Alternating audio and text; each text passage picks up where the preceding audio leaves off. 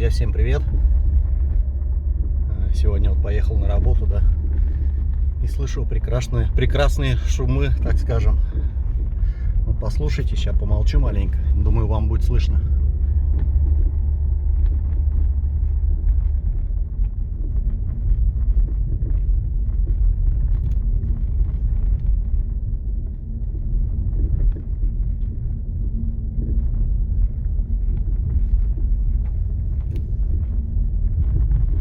Надеюсь, было слышно, да?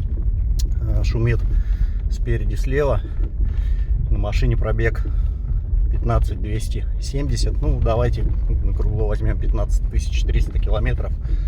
Машина не отъездила еще даже год.